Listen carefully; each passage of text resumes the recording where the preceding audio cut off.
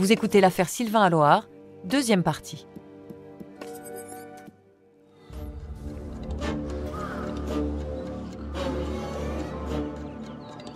La piste du divorce conflictuel devient la piste principale. On se penche sur donc son épouse, sa belle famille et tous les gens qui gravitent autour. La garde à vue est faite le 24 novembre 1998. André Lenel, oncle de Sylvain Loire. Donc 8 mois après l'assassinat. Donc, sont mis en garde à vue la belle famille, l'épouse, le frère de l'épouse, sa mère et un ami de l'épouse. Je me dis que c'est une bonne chose pour connaître la vérité sur l'assassinat de mon neveu, que des gardes à vue soient faites. Donc, c'est qu'il y a des soupçons sur des gens, sur certaines personnes. Je suis chez moi, quelqu'un m'appelle de la PJ en me disant « Ils sont en train de craquer, ne vous inquiétez pas, ils sont en train de craquer. » Christine Lenel, tante de Sylvain Loire. On était contents parce qu'on dit « Ils vont craquer, ça va se faire, quoi, ça va se décanter, tout ça. » Et à ce moment-là, un petit moment après, un de la police m'appelle et il me dit « Madame Lenel, alors, je dis alors quoi, ça y est, c'est fini, tout ça, comment Il me dit, vous savez, on a été obligé de les relâcher. Je suis tombée raide. Je suis pas tombée mais je suis tombée des nues quand même, hein, voilà. Et je leur ai dit, mais c'est quoi ce truc, pourquoi Ah écoutez, on a eu un coup de fil et c'est comme ça que ça s'est fait, voilà. La garde à vue s'est terminée 11 heures avant les 48 heures normales d'une garde à vue. On était surpris, parce qu'une demi-heure avant, ils vont craquer, et 35 minutes après, ils sont relâchés sur décision de la juge d'instruction. On ne comprend pas, parce que c'est vrai que c'était la seule piste plausible dans cette affaire.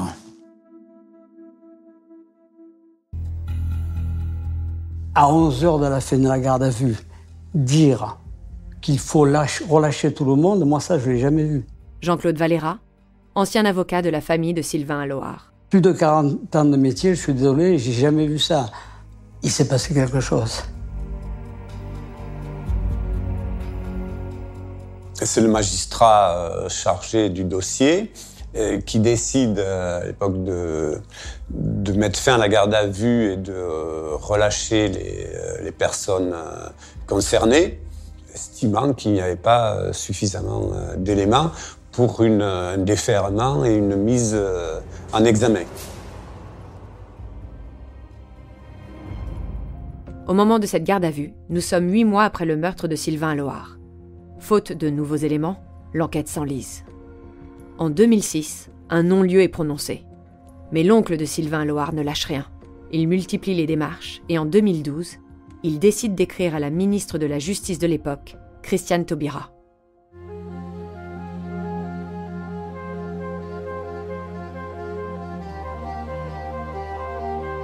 La prescription devait avoir lieu en 2016, malgré tous les courriers que j'avais faits à tous les ministres de la Justice. C'est Madame Taubira qui, elle, prend en compte mon courrier.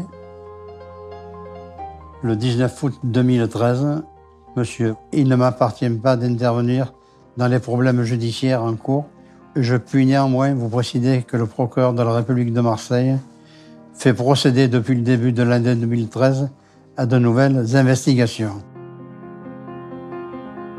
Il n'intervient pas directement, mais me dit qu'une enquête est en train de redémarrer, donc c'est une belle lueur d'espoir. Mais je me dis qu'il faut continuer le combat, que le combat n'est pas fini. Alors la réouverture de l'affaire à Loire a été faite dans le cadre de la première cellule cold case qui était créée en France. Emmanuel Merlin, ancien vice-procureur de Marseille et chargé de la cellule cold case. Donc nous étions remontés jusqu'à 1998. Et nous avions isolé 200 affaires au total qui étaient restées non résolues sur le ressort du tribunal de grande instance de Marseille.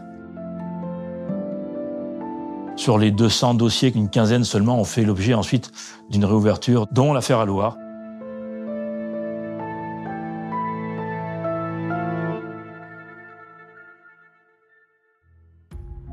Le parquet décide donc, 19 ans après la mort de Sylvain Alloar, d'ouvrir une nouvelle instruction.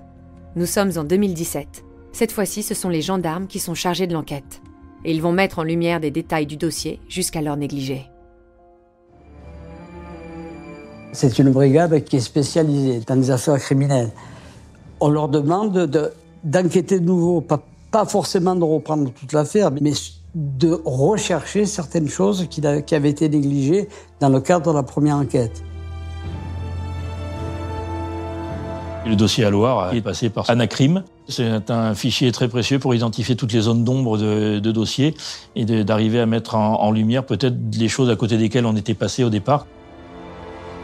Et de pouvoir ensuite lancer un travail d'investigation, là qui sera un travail humain, sur la base de ce qui est ressorti de ce travail d'analyse technique.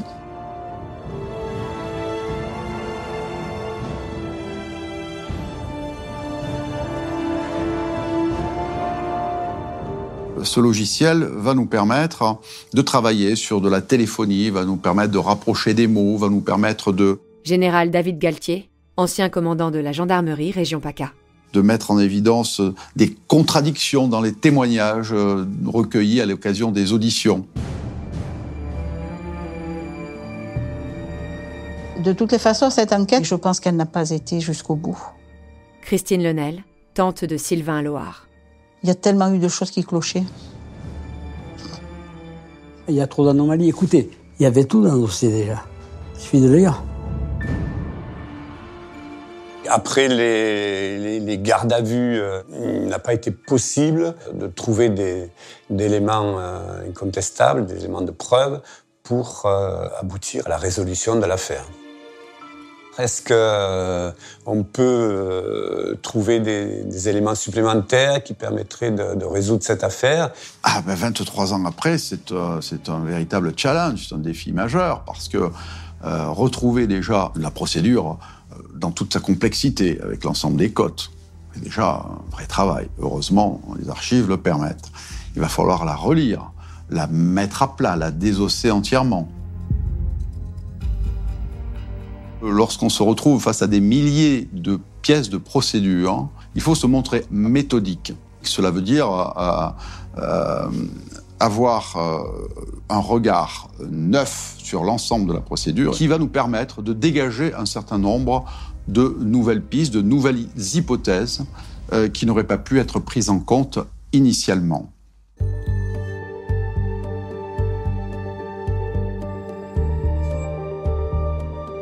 Dans les derniers temps, Sylvain se sentait menacé, il me l'a dit, assez sous pression.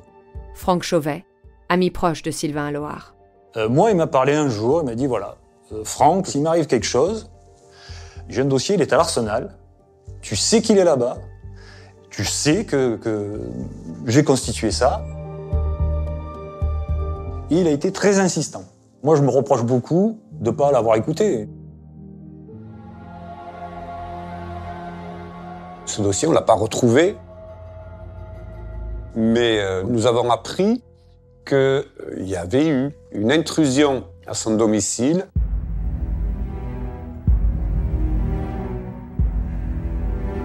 Une quinzaine de jours, 18 jours avant l'assassinat, alors qu'il était en mer. La voisine du dessous de l'appartement de Sylvain voit de son balcon, voit de la lumière dans l'appartement. Jean-Claude Valera, ancien avocat de la famille de Sylvain Alloar. Ça l'intrigue parce qu'il n'est pas censé être là. Donc, elle monte jusqu'à l'étage de Sylvain et là, elle se rend compte que la porte est entrebâillée, la lumière éteinte. Manifestement, il y a quelqu'un dans l'appartement. Et puis, il y a une voix d'homme qui lui dit « Ne vous inquiétez pas, je suis avec une amie ». Elle a eu peur, elle est redescendue et à travers l'œil de son appartement, de la porte, elle a vu que c'était un homme et une femme qui descendaient. Ils sont vite repartis de suite. Ils s'étaient 10h du soir, je pense, oui. 22h. Donc elle n'a pas pu reconnaître. Lorsque Sylvain rentre, on a dit, mais il y avait quelqu'un chez toi. Il dit, mais c'est pas normal, il y a personne qui devait venir chez moi, c'est pas possible, il y a quelque chose qui va pas. Ils sont allés chez lui, ils n'ont rien dérangé, ils n'ont rien volé. Cette intrusion est un élément extrêmement important dans l'affaire, dans la mesure où Sylvain se répandait autour de lui depuis quelque temps d'avoir constitué un dossier. Moi, ce que je retiens, c'est que, à supposer qu'il n'ait jamais existé, ces documents. Si on est allé fouiller chez lui sans rien voler, c'est qu'on les recherchait. Et si on recherchait des documents qui même n'existeraient pas, c'est qu'on était inquiet.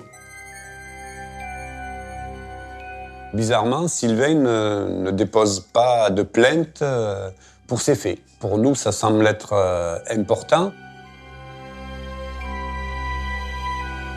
La proximité avec l'assassinat fait qu'on pense que c'est pas possible, ça ne peut pas être une coïncidence, ça doit être lié. Et notamment, on fait expertiser la serrure. On la confie à un spécialiste qui est formel. Il nous dit non, cette serrure n'a jamais été forcée. Si quelqu'un est rentré, c'est avec les clés qui permettent de rentrer. La marque en question est assez rigoureuse à ce sujet et on peut refaire les clés qu'en produisant des justificatifs d'identité. Et c'est en consultant les registres de la société, on se rend compte que c'est l'épouse de Sylvain qui a fait refaire une clé supplémentaire. Et lorsque cette clé a été refaite, ils étaient déjà séparés, bien évidemment. Et en mauvais termes.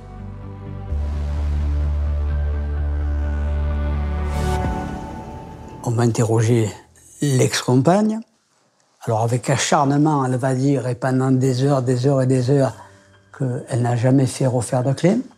Et lorsqu'elle est confondue, elle va finir par dire « oui, c'est vrai, c'est moi qui ai fait refaire une clé ». Et je l'ai fait sur instruction de Sylvain. C'est Sylvain qui me l'a demandé.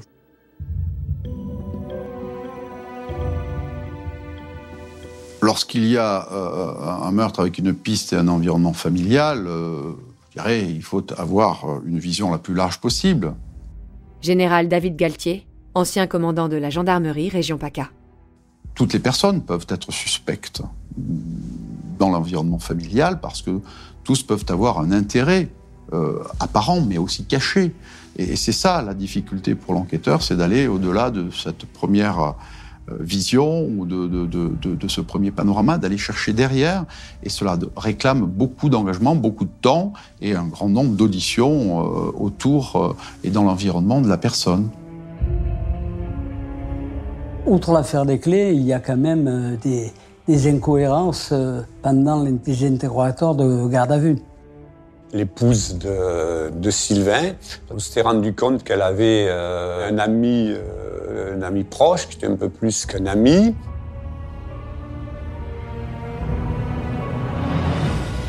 Il nous intéresse parce qu'il a un profil un peu particulier, sans être marginal, il est connu chez nous, rien de bien grave, mais enfin, il était connu. Et il peut correspondre, entre guillemets, à la personne qui a été vue sur les lieux. On organise donc ce qu'on appelle un tapissage, où l'ami est présenté aux témoins, mélangé à d'autres personnes qui se ressemblent, quoi. Et il est désigné comme étant ressemblant à l'homme qui avait été vu sur place, au tireur. Mais cette reconnaissance n'est pas formelle, c'est juste une ressemblance, on ne peut pas le retenir comme élément de preuve.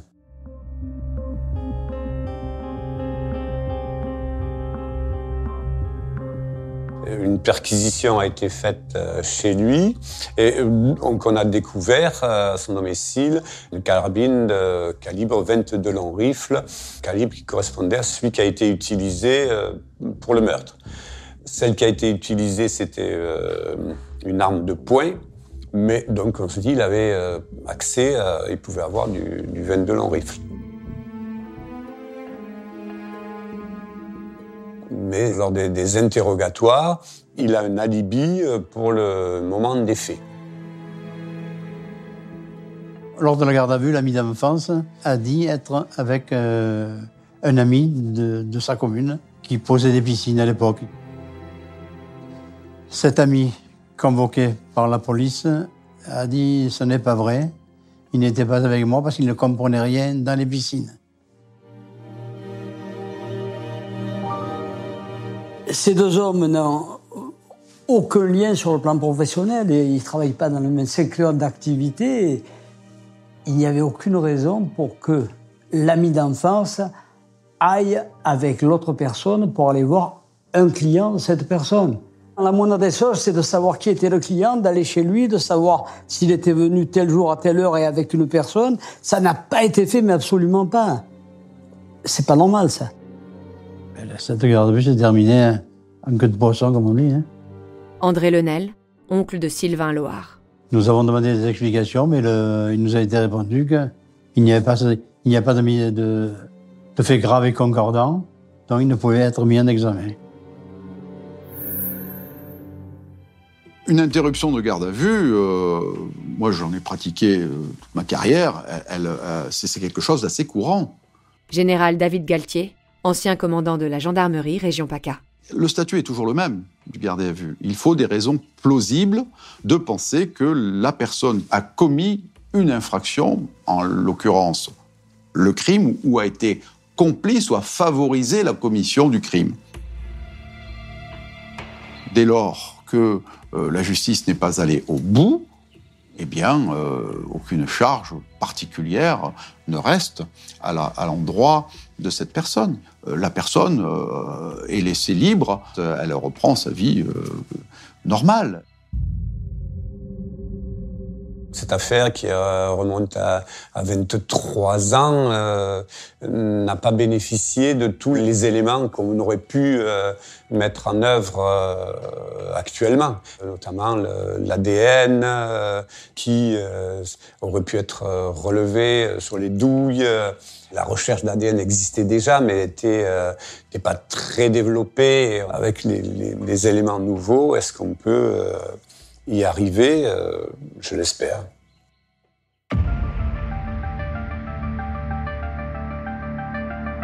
S'il y avait de l'ADN potentiellement sur ces munitions, on pourrait toujours le retrouver parce que l'ADN en soi ne se désagrège pas tout seul.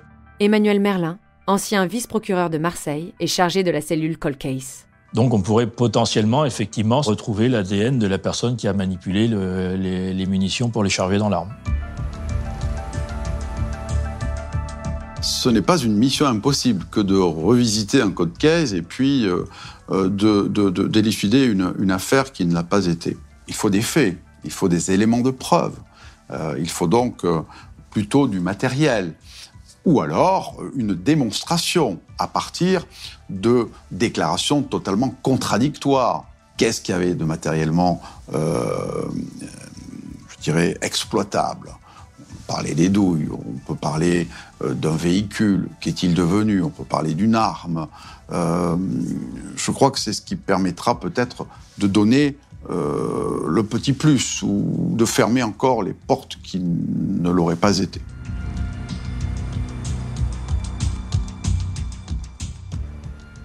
On peut aussi avoir, dans des affaires de ce type, des témoignages que l'on n'attendait pas, des revirements qui s'opèrent, des hommes ou des femmes qui aient envie, à un moment donné, de parler, de dire une vérité qu'ils n'avaient pas forcément dite ou formulée aux premiers enquêteurs.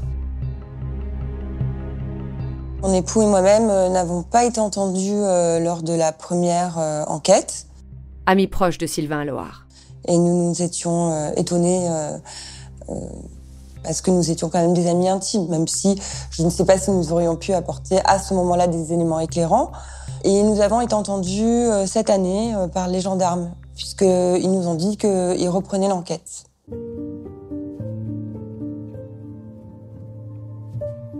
On a envie de connaître la vérité, enfin. Christine Lenel, tante de Sylvain Loard. Depuis 23 ans qu'on attend.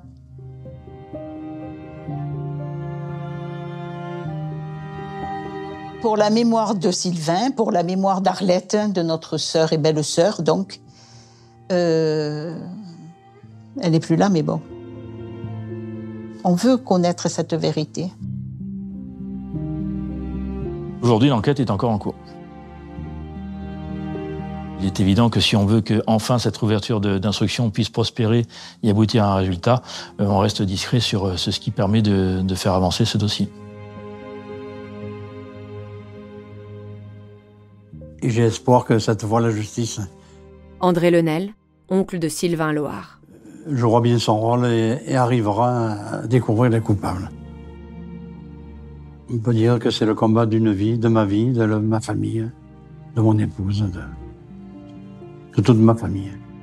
Le fait d'y croire, c'est d'abord la famille, les proches, l'environnement de la victime, ceux qui ont le plus souffert et à qui l'on doit la vérité, qui sont à même de le porter. Nous ne lâcherons rien. Nous irons jusqu'au bout. Tout ce qui est faisable, nous le ferons.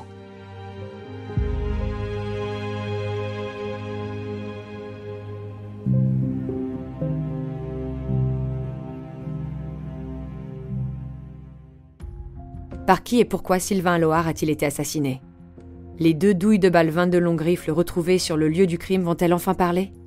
26 ans après sa mort, grâce au progrès des techniques d'enquête criminelle, la justice est probablement sur le point de découvrir la vérité sur la mort de ce militaire de la Marine nationale. Vous venez d'écouter Au bout de l'enquête. Si vous avez aimé ce podcast, vous pouvez vous abonner sur votre plateforme de podcast préférée et suivre Initial Studio sur les réseaux sociaux. Au bout de l'enquête est un podcast coproduit par Initial Studio, Enibas Productions et France Télévisions, adapté de l'émission audiovisuelle éponyme produite par Enibas Productions et France Télévisions. Cet épisode a été écrit et réalisé par Benoît Junot. Vous pouvez retrouver l'émission Au bout de l'enquête sur France 2 ou en replay sur France.tv. Production exécutive du podcast, Initial Studio. Production éditoriale, Sarah Koskiewicz, Astrid Verdun, assistée de Marie Agassan. Montage, Victor Benamou, avec la voix de Julie Drey.